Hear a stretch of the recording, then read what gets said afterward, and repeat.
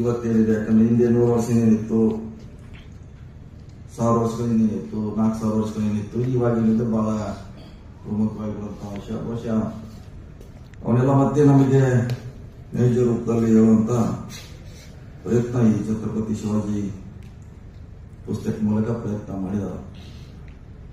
ಈಗ ತಾನೇ ಅದು ಬಿಡುಗಡೆ ಆಗ್ತಾ ಇದೆ. ಆದ್ಮೇಲೆ ಜನ ಅದನ್ನ ಯಾವ ರೀತಿ ಓದ್ತಾರ ಅದು ಬಹಳ ಮುಖ್ಯ. ಬಹಳಷ್ಟು ಕಡೆ ಕಲ್ಲು ತೂರಾಟ ಆಗ್ತಾವ. ಸಿನಿಮಾ ಉದ್ಘಾಟನೆ ಪ್ರದರ್ಶನ ಆದ್ಮೇಲೆ, ಪುಸ್ತಕಗಳು ಬಂದ ಮೇಲೆ, ಲೇಖನಗಳು ಬಂದ ಮೇಲೆ ನೋಡುವಂಥದ್ರಷ್ಟೇ, ಓದುವಂಥದ್ರಷ್ಟೇ ಸರಿ ಇದ್ರೆ ಎಲ್ಲ ಸರಿನ ಕಾಣ್ತದ.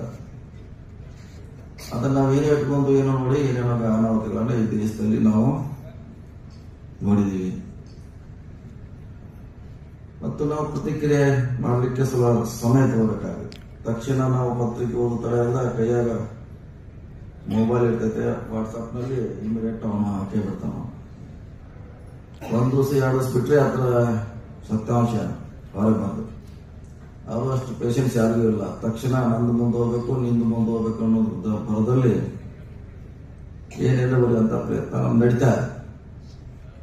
ಅದಕ್ಕೆ ಈ ಮೊಬೈಲಿಗೂ ಈಗ ಬರೋಕ್ಕಿಂತ ಮುಂಚೆ ಬಹಳ ಸಮುದ್ರ ಹೆಂಗೆ ಶಾಂತಿ ಇತ್ತು ಆ ತರ ಶಾಂತಿ ಇತ್ತು. ಈ ಟೆಕ್ನಾಲಜಿ ಬಂದ್ಮೇಲೆ ಈ ರಾತ್ರಿ ಗೋವಾದಾಗ ಯಾರ ಸಮುದ್ರ ದಂಡೆ ಕೂತಾಗ ಅದ್ರ ನೋಡ್ಬೇಕು.